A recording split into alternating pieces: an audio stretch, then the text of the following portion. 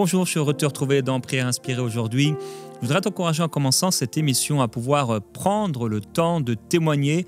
Nous sommes en train de parler d'attente pendant cette semaine et je veux t'encourager, si le Seigneur t'a touché à travers une émission Prière Inspirée, tu as un témoignage à rendre, tu peux aller sur emcitv.com/je témoigne à la fin de cette émission. Pas d'accent à témoigne, je témoigne sans accent par contre. Et pouvoir témoigner en audio ou en vidéo, tu peux aussi le faire en texte, mais si tu as un témoignage, ce serait super de pouvoir entendre ta voix, de pouvoir te voir, et ces témoignages, je les partagerai régulièrement dans l'émission Prière Inspirée. Ils seront aussi, ces témoignages, tous disponibles sur l'application Prière Inspirée, que tu peux retrouver quel que soit le téléphone que tu as. Tu peux télécharger l'application Prière Inspirée et retrouver chaque jour les podcasts de Prière Inspirée et les témoignages de Prière Inspirée. Alors aujourd'hui, et comme chaque mardi, on va ensemble partager une pensée sur une particularité d'un personnage biblique. Et aujourd'hui, on va parler d'Amnon avec cette parole « Ne sois pas impatient comme Amnon ». Ne sois pas impatient comme Amnon. L'impatience peut nous amener à la folie. L'impatience peut amener un homme à la folie. Quelqu'un qui est impatient, ça peut être vraiment très dangereux, comme on va le voir dans l'histoire d'Amnon, qu'on retrouve dans 2 Samuel au chapitre 13. Et on peut lire le verset 1 et 2. Après cela, voici ce qui arriva. Absalom, fils de David, avait une sœur qui était belle et qui s'appelait Tamar. Et Amnon, fils de David, l'aima. Amnon était tourmenté jusqu'à s'en rendre malade à cause de Tamar, sa sœur, car elle était vierge. Il paraissait difficile à Amnon de faire sur elle la moindre tentative. Alors voilà, une histoire un peu ordinaire, en tout cas surtout de l'époque. Bon, ils étaient demi-frères. Et tout ce que nous dit la Bible, en tout cas, c'est qu'il l'aimait. Alors, de quel type d'amour on parle ? Je ne sais pas. Certainement pas l'amour de Dieu en tout cas, puisque ça va l'amener à la folie. Mais ce qu'on peut remarquer, c'est que il va devenir d'une impatience extrême, et ce désir non abouti, ce désir qu'il a, il ne réussit pas à assouvir ce désir. Ça va vraiment l'amener à une folie avec un ami qui va finalement l'encourager à tout simplement la violer. Et on voit ça au verset 11. Comme elle les lui présentait à manger, il la saisit et lui dit « Viens, couche avec moi, ma sœur. » Elle lui répondit « Non, mon frère, ne me déshonore pas, car on n'agit point ainsi en Israël. Ne commets pas cette infamie. Où irais-je, moi, avec ma honte? Et toi, tu serais comme l'un des infâmes en Israël. Maintenant, je te prie, parle au roi, et il ne s'opposera pas à ce que je sois à toi. » Mais elle ne voulut pas l'écouter et lui fit violence, la déshonora et coucha avec elle. Alors voilà l'histoire de quelqu'un qu'on pourrait appeler un pauvre type.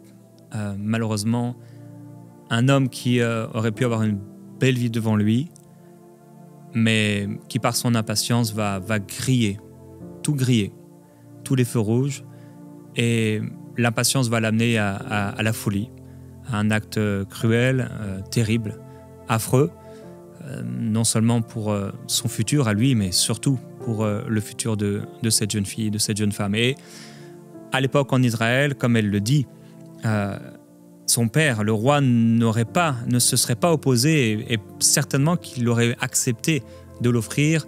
À l'époque, demi-frère, demi-sœur, c'était pas directement un problème. Donc, elle lui dit, mais parle au roi, il ne s'opposera pas à ce que je sois à toi. Donc en plus, elle se met dans une position de pouvoir accepter un mariage. Bon, les choses sont très différentes aujourd'hui, les traditions aussi, les cultures extrêmement différentes, mais cette femme en tout cas était prête. Elle était prête même à devenir la femme de cet homme qui commençait à faire sérieusement pression sur elle. Mais dans son impatience, il la viole. Un crime terrible. Je veux t'encourager aujourd'hui. C'est peut-être dans un autre domaine, c'est peut-être aussi dans celui-ci, tu es dans une relation avec quelqu'un et vous vous aimez comme lui l'aimait ou pensait l'aimer. Combien de jeunes hommes, de jeunes filles pensaient être aimés ou aimer l'autre, et ils se donnent à l'autre avant le mariage et ils se disent des grandes paroles. « Ah, je t'aime, tu es l'amour de ma vie, je t'aimerai jusqu'au bout. » Et ils grillent le feu rouge et ils couchent ensemble. Ils ne sont pas mariés. Et finalement, quelques jours plus tard, semaines plus tard, ou parfois mois plus tard, ils ne sont plus ensemble. Et voilà que celle qui était vierge ne l'est plus. Et celui qui était vierge ne l'est plus. Ne sois pas impatient comme Amnon, que ce soit au niveau financier, quel que soit le domaine dans lequel le Seigneur est en train de te parler. L'impatience peut t'amener vraiment à prendre des décisions dans la précipitation et faire de très mauvais choix et prendre de très mauvaises décisions. L'impatience peut susciter aussi toutes sortes d'autres sentiments qui vont amener le mal.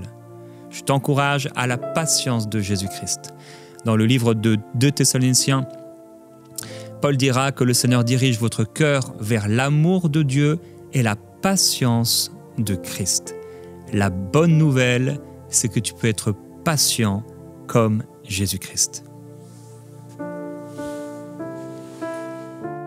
Alors, l'encouragement du jour pourrait paraître contraire. Dans la pensée, on est encouragé à ne pas être impatient. Dans l'encouragement, à pouvoir accélérer les choses. Mais ça ne veut pas dire que tu accélères les choses, que forcément tu es impatient. C'est parce qu'il y a un moment en fait, dans nos vies où on ne doit pas être en retard. Et mon encouragement pour toi aujourd'hui, est-ce que tu es en retard sur ce que Dieu voulait faire? Voyez-vous, Dieu est en dehors du temps, c'est ce que nous disons. Et c'est vrai, il est en dehors du temps. Maintenant, nous sommes dans le temps et il y a un temps pour toutes choses.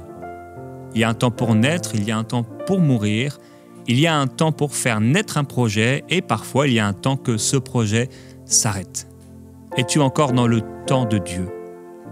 Es-tu encore dans le chronos de Dieu, le temps de Dieu, la saison de Dieu? Es-tu entré dans ce que Dieu t'avait demandé? Parfois, les choses vont très vite. Comme je te le disais, Marie, il y a quelques minutes. Parfois, ça peut aller très, très vite. Le Seigneur te propulse quelque part. C'est très rapide. Il faut bien se préparer. Il faut bien se préparer. Alors, je veux t'encourager à être rapide. Comme le serviteur d'Abraham. Voyez-vous, dans Genèse au chapitre 24, on a Abraham. La Bible nous dit qu'il est vieux. Et donc, il voit que son temps s'achève. Sa saison est terminée. Il va rejoindre le Seigneur. Et il sait que, il doit avoir une suite. Et donc, il va demander à son serviteur de trouver une femme pour son fils, Isaac, mais pas là où il habite chez les Cananéens, mais parmi son peuple. Alors, il va lui dire d'aller. Et son serviteur va répondre au verset 5, tu peux le lire, Genèse 24, verset 5. Le serviteur lui répondit, « Peut-être la femme ne voudrait-elle pas me suivre dans ce pays-ci? Devrais-je mener mon fils dans le pays d'où tu es sorti? » Alors, on peut voir ici, ça dépend comment on lit le texte, mais par la suite, on va vraiment comprendre que ce serviteur, il est pressé, il est droit au but, il est vraiment focus. Donc, peut-être la femme ne voudrait-elle pas me suivre dans ce pays-ci, mais est-ce que je devrais emmener ton fils dans le pays d'où tu es sorti? Vous voyez, la façon dont on lit un texte, ou dont on regarde quelque chose. Mais je me dis, moi, quand même, qu'il disait, mais est-ce que je devrais emmener ton fils dans le pays d'où tu es sorti? C'est comme s'il n'a pas envie d'aller une deuxième fois. Et peut-être, j'exagère un peu, mais je ne crois pas par la suite du texte. On peut voir un peu plus loin, donc au verset 10, le serviteur va prendre 10 chameaux et il va aller en Mésopotamie. Il fait reposer les chameaux sur leurs genoux hors de la ville, près d'un puits, au soir, où celle qui allait puiser de l'eau sortait. C'est comme si il est obligé en fait de s'arrêter. J'imagine que je n'aurais pas voulu être parmi ces chameaux, les pauvres chameaux. J'imagine qu'il a attendu vraiment le dernier moment. Le dernier moment. Il ne s'est pas arrêté au bord de n'importe quel puits. Il s'est arrêté au bord du puits de celles qui vont puiser de l'eau à l'heure où il savait, il se doutait, puisque c'est en fin de journée, là où le soleil n'est pas fracassant, il s'est dit, donc non seulement je vais donner à boire à mes chameaux parce que j'en suis obligé, c'est un arrêt obligatoire, mais en plus, Seigneur, il va faire une prière au verset 12. Dieu de mon Seigneur Abraham, tu peux lire au verset 12. Et il dit, Éternel, Dieu de mon Seigneur Abraham, fais-moi, je te prie, rencontrer aujourd'hui. Oui, ce que je désire et use de bonté envers mon Seigneur Abraham. Et au verset 14. Que la jeune fille à laquelle je dirai, penche ta cruche, je te prie, pour que je boive, et qui répondra, bois, et je donnerai aussi à boire à tes chameaux, soit celle que tu as destinée à ton serviteur Isaac. Alors, voilà une prière quand même d'autorité, une prière rapide. Il arrive, donc c'était certainement un long voyage, il arrive et il dit Seigneur, c'est aujourd'hui. Et aujourd'hui, ça veut dire, il n'est pas là le matin, hein, il est là le soir. Donc là, il me reste quelques minutes finalement, très peu d'heures. Aujourd'hui, Seigneur, aujourd'hui, puisqu'il est écrit, c'était au temps du soir. Donc finalement, en cette soirée, maintenant, ça voulait dire maintenant, parce que si ce n'est pas maintenant, ce sera demain. Mais aujourd'hui, maintenant, Seigneur, réponds à ma prière. Voilà quelqu'un qui est pressé. Mais c'est une bonne chose. Quand on sait que c'est le moment, et c'était le moment pour lui de trouver cette femme, il ne veut pas perdre de temps. Il ne veut pas perdre de temps. Seigneur, je ne perdrai pas de temps. Je ne veux pas être en retard par rapport à ce que tu m'as demandé de faire. Je veux être au bon moment, en train de faire la bonne chose, comme nous disons parfois, et au bon endroit. Au verset 15. Il n'avait pas encore fini de parler que sortit sa cruche sur l'épaule Rebecca. Voilà. Oui. Née de Bethuel, fils de Milca, femme de Nahor, frère d'Abraham. Au verset 16. C'était une jeune fille très belle de figure. Elle était vierge et aucun homme ne l'avait connue. Alors, on peut voir que, en fait, Dieu est aussi pressé que le serviteur. On dirait que, bon, c'est un exaucement, mais on voit que Dieu était aussi pressé que lui. Il arrive au moment où on doit faire boire les chameaux, il fait cette prière, et il est écrit, il n'avait pas encore fini de parler que Rebecca va sortir. Ça, c'est vraiment une prière rapide, un exaucement rapide. On veut ce genre d'exaucement, Gordon. Amen. Que des exaucements rapides nous soient donnés, Marie. Amen, amen. Des exaucements où on prie et la porte s'ouvre et le miracle est là. Je prie que tu puisses vivre de tels exaucements au nom de Jésus-Christ, parce que parfois Dieu est pressé lui aussi.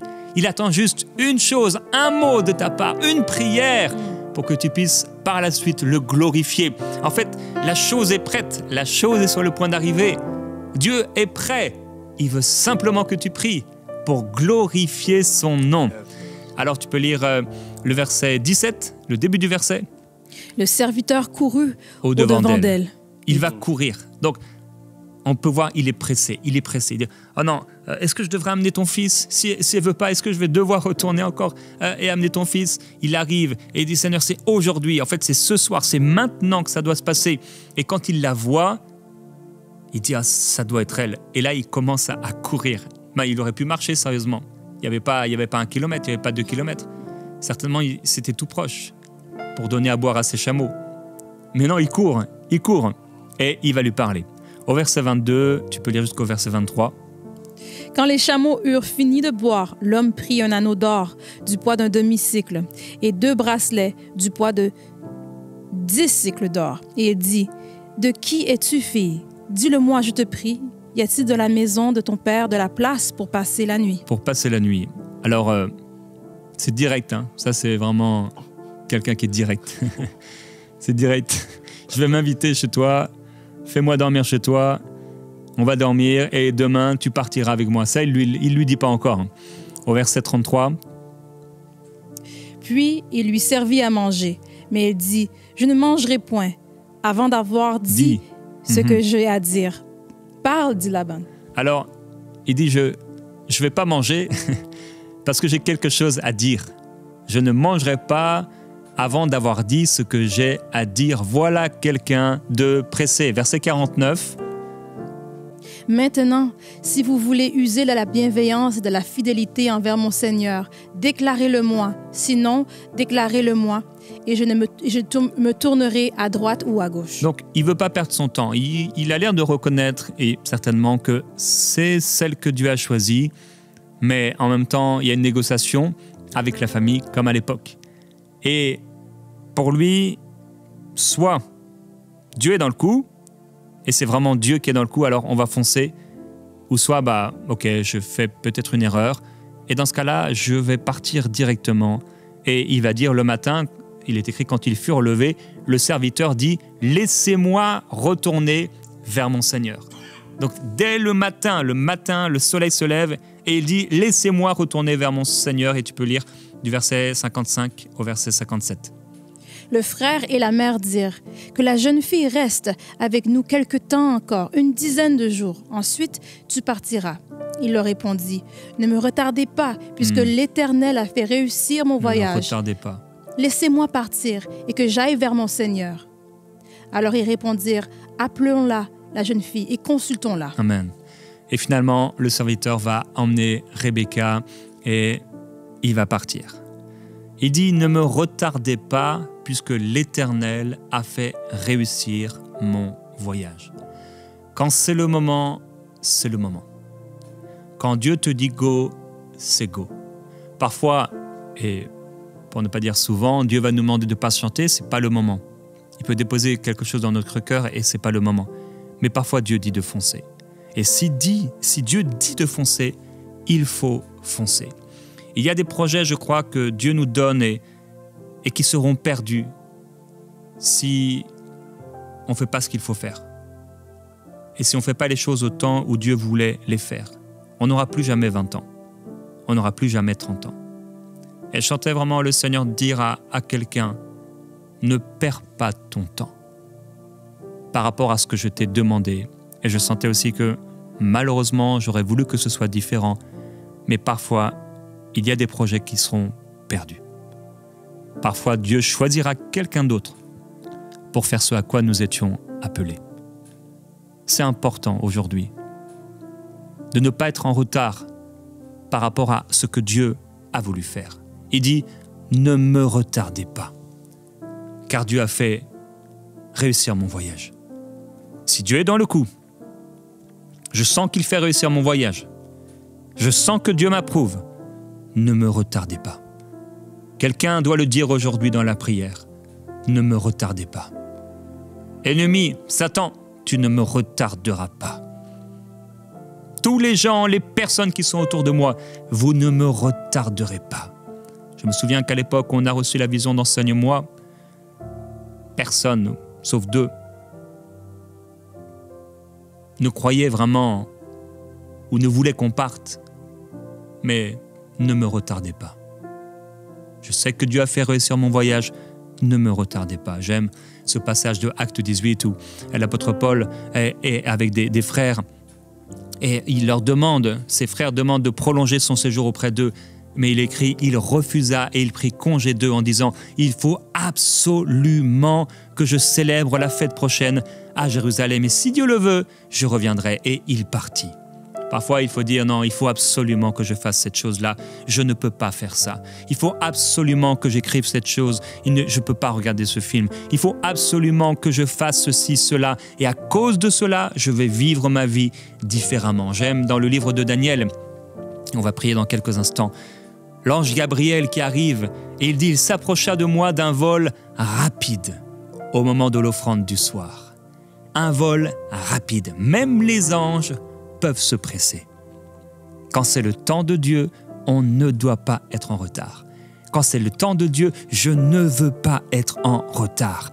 Et par rapport à la Pâque que Dieu a instaurée, il leur a dit « Vous la mangerez rapidement. » Pourquoi ? Parce que cette nuit même, je vais venir. Il fallait qu'ils mangent rapidement la Pâque, parce que cette nuit même, le jugement de Dieu allait tomber sur tous ceux qui ne croyaient pas en lui et qui refusaient de se soumettre à lui. Il y a un temps où on doit manger rapidement pour faire ce que Dieu nous a demandé de faire. Il y a un temps où nous ne devons pas manger pour gagner du temps par rapport à ce que Dieu nous a demandé de faire. Il y a un temps où nous devons nous préparer pour être prêt à ce que Dieu veut faire. Je t'encourage à être prêt. Paul dit à cette église, je ne voudrais pas, dans Corinthiens, si les Macédoniens m'accompagnent et ne vous trouvent pas prêts, que cette assurance tourne à notre honte pour ne pas dire à la vôtre. Alors il leur avait encouragé à préparer une offrande. Il leur dit, mais il faut que vous soyez prêts. Il faut que vous soyez prêts, sinon vous aurez la honte. Je ne veux pas avoir à rougir devant le Seigneur, parce qu'en fait, je n'ai pas fait ce qu'il fallait. Nous l'avons dit hier, Jésus ne nous dit pas de ne pas penser au lendemain. Non, il nous dit de préparer le lendemain, mais sans inquiétude. Il faut préparer. Dieu m'a appelé à faire quelque chose, je dois me préparer. Comme il dit à Timothée, jusqu'à ce que je vienne, applique-toi. Jusqu'à ce que ce soit le moment, applique-toi. Jusqu'à ce que ce soit la saison, occupe-toi de ces choses et donne-toi tout entier à elles, afin que tes progrès soient évidents de tous. Veille sur toi-même et sur ton enseignement, et ainsi tu pourras te sauver toi-même et sauver les autres. Occupe-toi de ces choses. Donne-toi pour ces choses. Je t'encourage à te presser, si c'est le moment. Père, je prie pour mon frère, ma sœur. Tu m'as mis à cœur aujourd'hui un étonnant encouragement, mais de se presser. Quand c'est le moment, quand c'est le temps, tu veux qu'on se presse. Il y a un temps où on se lève tranquillement et on avance dans le cours de la journée. Il y a un temps où on doit se lever rapidement et courir d'un vol rapide. Je ne veux pas être en retard sur ton agenda. Je ne veux pas être en retard par rapport à ce que tu as prévu pour moi. Je veux avancer. Je veux avancer, Seigneur, avec la force que tu me donnes. On va chanter ce chant. Et chante-le, et pendant ce chant, dis au Seigneur, Seigneur, il faut absolument que j'avance. Aide-moi à avancer. Aide-moi à avancer, Seigneur. Tu changes toutes choses, oui, tu changes. En un instant, il peut tout changer. Avec toi, je veux avancer. Tu changes toutes choses, oui, tu changes toutes choses et avec toi, je veux avancer. Par la grâce du Seigneur, j'avancerai. Tu changes toutes choses. En un instant, Dieu change les choses. En une journée, une nation peut naître. Je veux avancer. Ne pas retarder ton plan, Seigneur. Tu changes toutes choses, oui, tu changes toutes choses. Et avec toi, je veux avancer. Tu changes toutes choses. Oui, c'est le temps d'avancer. C'est le temps d'avancer. Pour quelqu'un, c'est le temps de te préparer. Il y a quelqu'un, tu attends d'entrer, tu attends que la porte soit ouverte, mais Dieu te dit, n'attends pas que la porte soit ouverte, prépare-toi. Quelqu'un dit, Dieu dit, tu attends d'être intronisé. Il y a quelqu'un qui dit, mais moi, je veux ce moment où l'onction va descendre sur moi, je veux ce ministère, je veux cette chose, mais Dieu dit, n'attends pas d'être entré dans cette chose, parce que c'est par la fidélité et la préparation que tu y entreras. Sois fidèle, comme mon serviteur l'a été. Oui, l'apôtre Paul dit, je rends grâce à Dieu de ce qu'il m'a établi fidèle. Il m'a jugé fidèle et il m'a établi dans le ministère. Seigneur, je prie pour quelqu'un aujourd'hui. Tu lui as parlé, tu lui as dit de faire cette chose, mais elle tarde. Il tarde à le faire et les jours passent et les semaines passent et il pense ne pas avoir le temps, mais c'est le moment de le faire. Tu as parlé, parfois tu ne parleras pas 2 fois, tu l'as dit, c'était clair, il savait, elle savait, maintenant tu n'as pas changé d'avis, c'est le temps de le faire. Je prie pour quelqu'un qui a trop patienté, quelqu'un qui a trop attendu. Oui, c'est le défi de l'attente. Il devait attendre, mais à un moment, il devait foncer. Père, permets-nous de comprendre et de saisir les saisons. Tu l'as dit, si on sait discerner quel temps il va faire, quand on voit les nuages arriver, on sait qu'il va pleuvoir. Et on ne sait pas discerner les signes des temps. Père, je prie pour quelqu'un qui ne sait pas discerner, quelqu'un qui a oublié d'ouvrir les yeux, de regarder. Tu l'appelles à avancer. Oui, c'est toi qui peux tout changer en un instant. En un instant, tu changes toutes choses. Quand on se lève, c'est le moment, tu vas venir. Il y a quelqu'un, le Seigneur te dit, j'attends que tu te lèves pour le faire. Il y a quelqu'un qui attend que Dieu le fasse pour se lever, mais Dieu dit, j'attends que tu te lèves pour le faire, car tu sais dans ton cœur que c'est le moment de te lever. Il y a quelqu'un qui doit se jeter comme dans le vide par la foi et compter sur Dieu. Seigneur, je ne veux pas être en retard. Je ne veux pas retarder tes plans, tes buts. Quelqu'un doit demander pardon au Seigneur parce que ce projet, il a été avorté, abandonné. Dieu t'avait dit de commencer un groupe de maison. Tu ne l'as pas fait. Ou tu as commencé au bout de 3 semaines, 2 mois. Tu t'es découragé. Seigneur, merci pour ta grâce et ta miséricorde. Que le cœur de quelqu'un soit guéri. Ce projet qui devait voir le jour. Il y a eu un regret, une blessure. Tu guéris, Seigneur. Tu pardonnes. Mais il y a des projets qui doivent voir le jour. Et tu parles encore. Tu ne te repens pas de tes dons. Jésus-Christ. Jésus-Christ. Nous voulons déclarer à tout ce qui se trouve autour de nous, dans le monde naturel et dans le monde spirituel, ne me retardez pas. Si Dieu fait réussir mon voyage, parce que c'est le bon moment, ne me retardez pas. Je ne me laisserai pas retarder par la télévision. Je ne me laisserai pas retarder par mes amis. Je ne me laisserai pas retarder même par des bonnes choses. Je ne me laisserai pas retarder au nom de Jésus-Christ. Je respecterai les autres.